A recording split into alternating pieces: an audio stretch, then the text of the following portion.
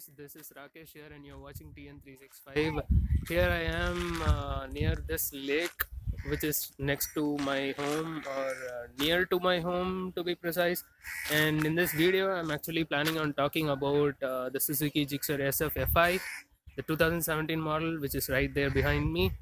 And I've clocked around 500 kilometers on the bike. It is like new, and I'm going to talk about what are all the things that I actually like on the bike and what are all the things that I don't like on the bike. And this video is focused on people who are actually planning on getting this bike as their first bike or their second bike or their secondary bike for people who own higher capacity bikes like Duke 390 or something. So without further ado, I'm just going to continue. Hello guys, welcome back, and let's get to the bike. And as you can see, I have parked the bike right there, and it looks pretty nice from behind, and I totally like the way how they have designed the exhaust. I am not a fan of that chrome finish that they give on the Gixxer, but the aluminum exhaust tip on this Gixxer SF variant is pretty nice. So talking about specifications here, this bike is powered by a 155cc engine, a single cylinder obviously, and it produces peak power of around 15 horses, 14.6 to be precise, at around 8000 rpm, and the peak torque of around 14 newton meters would be developed at around 6000 rpm. What this translates is that you don't have to rip your bike a lot when you're driving inside the city, and there would be ample amount of torque when you're just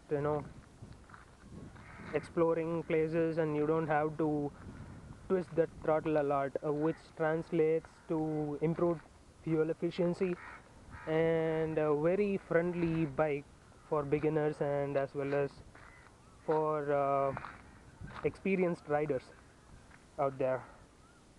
And I think the bike weighs at around 140 kilograms. Yeah, and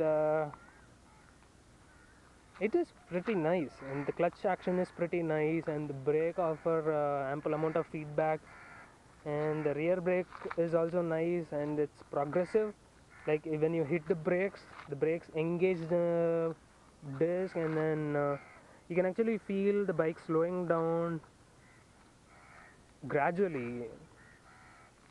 But on the Duke, I had a Duke before, and the brakes are really sharp in that thing. So if you just hit the brakes, the wheel would lock. It's not like that. So this one is very very friendly, and you don't have to stay committed like how you have to when you are driving the 390. So yeah. So what else? One thing I was concerned about was this thing, because I just felt that this was very low and might scrape the speed breakers, but to my surprise it actually didn't do that.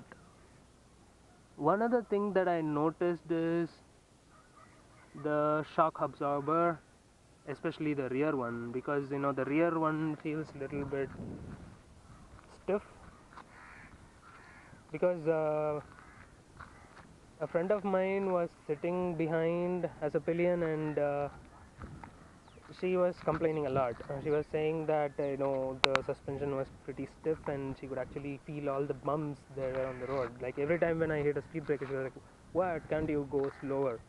So I think the suspensions could be tweaked a little bit, but I was driving a little fast that day, so I am also equally blamed in that thing.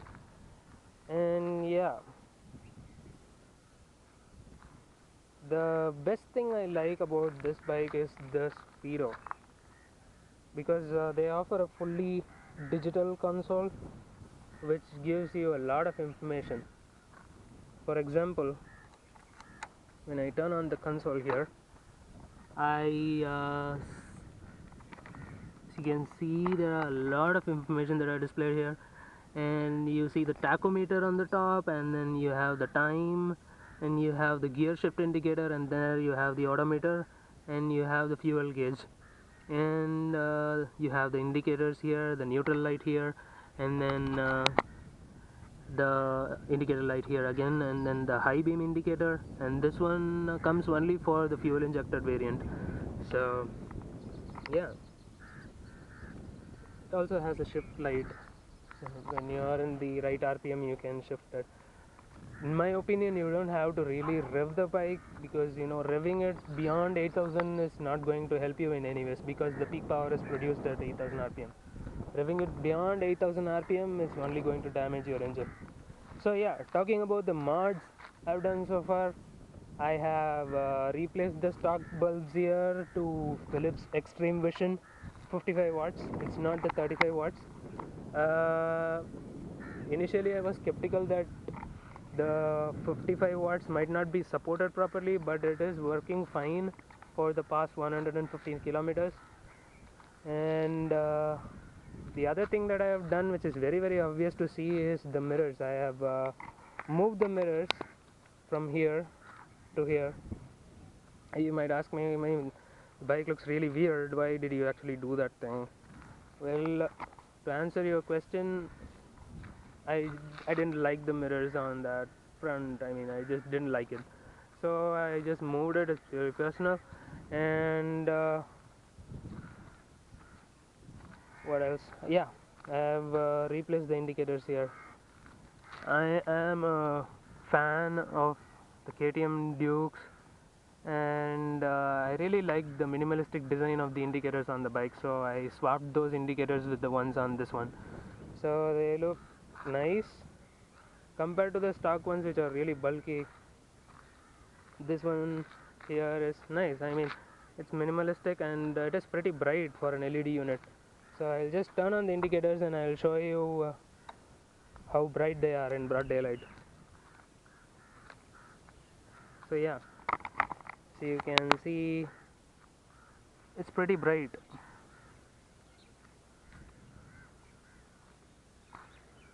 Although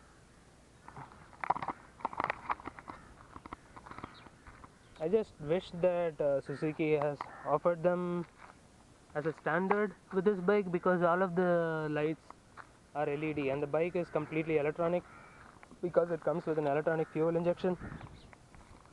Well, this is the only thing that you can see and differentiate. I mean, the SF carb version and the SF FI version both look alike, and they are differentiated only by this small sticker here which says fuel injection. I guess it's nice. And yeah, what other mods did I do? No mods, just replacement of stock parts. I've replaced the indicators, I've replaced the headlamps, and then I've attached this mobile holder, and I've connected a charger. So yeah, that's pretty much it. And this tank pad is actually an accessory that was sold along with the bike. So I paid around 350 rupees for it, and it is nice. It's something that I really like about the bike. Yeah. Now coming to the part where I talk about the things that I don't like about the bike. Well, I don't know. It's just nitpicking if you ask me. I don't feel that there are any crash protection here in this bike, because you don't have an option to add frame sliders, and if you drop the bike accidentally, you would have to spend a lot of money. I don't actually know what is the price of the engine cowl and side fairing, but if you drop it and if you end up scratching it, I mean, I am a guy who actually doesn't like it when my bike is scratched, so I might end up replacing the whole thing, and I don't think that would be really economical. So that is one thing that I don't like about this bike. And the other thing that I don't like about is about the headlamp throw. The stock headlamp is really crappy, and the 35 watts is not good. So that's the reason why I actually switched it with a 55 watt rating bulb. And the alternator for it is handling it so far, but I wish Suzuki has given us an LED unit or a 55 watt rating headlamp, so that it would illuminate the road in a better way. And the third thing that I don't like about the entire design is the pillion footrest that came along with the bike. It is practically meaningless because the footrest was attached here and the suspensions are there. So if someone is sitting here and if you are traveling, the swing arm would be going up and down, and that would not be a very good thing when someone is sitting with both of their feet on the footrest. And the sari guard, it's totally useless, so I've removed them all. And the bike looks a lot lean and appealing to my eyes. And fuel efficiency, the fuel efficiency of this bike, I think I'm getting somewhere around 45 kilometers per liter as of now. And I don't think there will be much of an improvement even after the service, because this is a fuel injected variant and it comes with a programmed ECU. And the reason why I went for the fuel injected variant is because this is not my first Gixxer. I had a red Gixxer, a 2014 model actually, the time when they actually launched it, and it came with a carb. But the reason why I sold it was because the mechanics were unable to figure out what was causing a lag. There was a lag in throttle, so whenever I go over 4000 rpm, it would actually stall a little bit, and it would actually feel like the engine is trying to catch breath. And they tried replacing the carburetor, and after replacing the carburetor it was fine. And yeah, I used the bike for around 25,000 kilometers, and then I had to sell it because I had to move out of town and stay there for like around a year. So yeah, the fuel injection on this thing is very nice. I mean, people would ask why you have to spend like around 10,000 rupees more for the fuel injection. If you ask me, if you are more of an enthusiast and if you are more of a performance seeker, then the fuel injection would be a good addition to it, because when you are starting the bike first thing in the morning, it would not refuse to start. But with the carbureted version, you have to hold the choke and then you have to start the bike. So that is one thing that you have to note here. Not just that, the overall throttle response is nice, and the fueling is also very linear. You would actually feel that the bike is performing very nicely when you are in traffic and you don't have to struggle a lot, and you can give in the right amount of throttle, and you can give in the exact input that you want, and you could get the output, the corresponding output, that is the output that you desire from this bike. That's the reason why I went for the fuel injection. And also another thing is that the idling, if it is a carved engine, the idle might be fluctuating during the start, and once when the oil circulates inside the engine, it will be getting back to normal.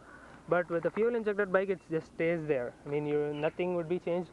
And yeah, I don't want my service center personnel to tweak my carburetor, no. So that's exactly another reason why I went for the fuel injection, because they can't. It's as simple as that. They have to either remap the ECU or they just have to leave it as such. And fuel injection is mostly maintenance free.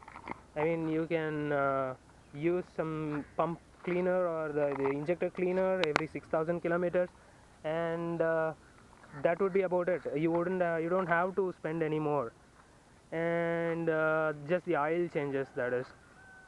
If there is any major issue with the engine, only then I need to take the bike to the service center.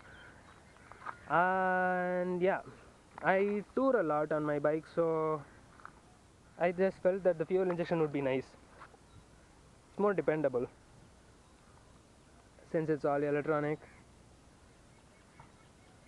So yeah, with this I would conclude this video, and I guess that's pretty much it. Thank you for watching my video, guys. If you have any questions regarding the bike, please let me know in the comment section below. I will try my level best to answer those questions. And please like my video and share. And also I would request you to subscribe to my channel, because that would actually motivate me to do more of such videos. So thanks once again. You guys have a very good day ahead.